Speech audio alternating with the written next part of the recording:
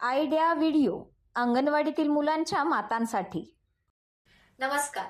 आजच्या मीटिंगमध्ये तुम्हा सर्वांचे हार्दिक स्वागत आहे. मागच्या आठवड्यातील किचनमधील स्मार्ट टिप्स, व्हिडिओमधील माहिती आणि वयोगटानुसार दिलेली वर्कशीट यावर गटात चर्चा करून तुम्ही मुलांसोबत ही कृती केली असेलच. तुमचे विचार आणि अनुभव आम्हाला कळवा. आता आजचे काम सुरू करूया. तोपर्यंत व्हिडिओ इथेच थांबू. आता आपण पुढची कृती करूया, जिचे नाव आहे चला करून पाहूया. सर्व मातांनी जमिनीवर गोलात बसावे. एक फुगा घ्यावा आणि मध्ये कागदाचे काही ग्लास उलटे ठेवावे.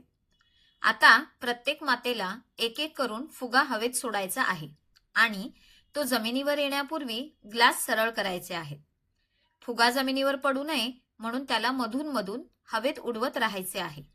जर फुगा जमिनीवर पडला तर ती माता आऊट होईल.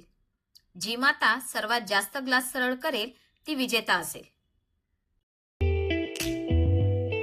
आता पुढील क्रियाकृती करू, जिचे नाव आहे काही नवीन शिकूया. प्रथमोपचार ही पहिली मदत असते, जी आपण एखाद्या जखमी किंवा आजारी व्यक्तीला त्वरित देतो, जोपर्यंत डॉक्टरांची मदत मिळत नाही. हे जीव वाचवण्यासाठी उपयुक्त ठरते आणि उपचार मिळेपर्यंत त्या व्यक्तीची परिस्थिती नियंत्रणात ठेवण्यास मदत करते.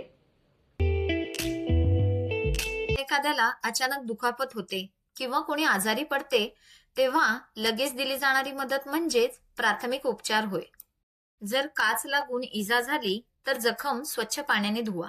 स्वच्छ कपड्याने किंवा पट्टीने झाका. जर जखम गंभीर असेल तर डॉक्टरांना दाखवा. जर मूल पडले आणि त्याला किरकोळ जखम झाली तर त्याला शांतपणे बसवा. जखम स्वच्छ पाण्याने धुवा, अँटीसेप्टिक लावा आणि आवश्यक असल्यास पट्टी बांधा. पायात लचक आल्यास किंवा स्नायूंना ओढ बसल्यास त्या व्यक्तीला विश्रांती घेऊ द्या. सौम्य मालिश करा आणि गरम पाण्याचा शेक द्या. जर कोणी चक्कर येऊन पडले तर त्याला जमिनीवर सरळ झोपवा. त्याला हवेशीर जागेत ठेवा आणि शुद्धीवर आल्यावर साखर पाणी द्या. तर मुलाच्या नाकातून रक्त येत असेल तर मुलाला खाली बसवा. त्याचे डोके थोडं पुढच्या बाजूला झुकवा. नाक हलकं दाबा. थंड पाण्याची पट्टी लावा आणि जर रक्त थांबत नसेल तर डॉक्टरांकडे घेऊन जा. एखादी जखम गंभीर असेल किंवा घरगुती उपायांनी त्याला फरक पडत नसेल तर त्वरित डॉक्टरांकडे घेऊन जा. तेच योग्य तपासणी करून औषध देतील. घरात आणि शाळेत फर्स्ट एड बॉक्स ठेवावा. चला आता पुढील क्रियाकृती करू, जिचे नाव आहे घरी जाऊन मुलांकडून करून घ्या. घरी मजेदार खेळ क्रमांक 1. मुलांना वस्तू मोठ्या आवाजात मोजायला प्रोत्साहित करा. खेळ क्रमांक 2.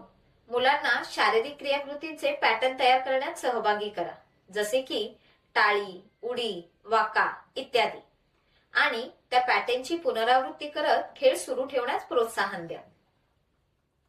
दिलेल्या वर्कशीटमध्ये मुलांच्या वयोगटानुसार क्रियाकृती दिली आहे, त्या समजून घ्या आणि मुलांकडून करून घ्या. दिलेली क्रियाकृती आणि वर्कशीट करण्यात मुलाला आनंद वाटला का? हा अनुभव आमच्या सोबत नक्की शेअर करा. आजच्या क्रियाकृती इथेच संपत आहेत. अशाच नवीन माहिती आणि क्रियाकृतींसोबत पुढच्या आठवड्यात पुन्हा भेटू. तोपर्यंत तुमची आणि मुलांची काळजी घ्या. धन्यवाद.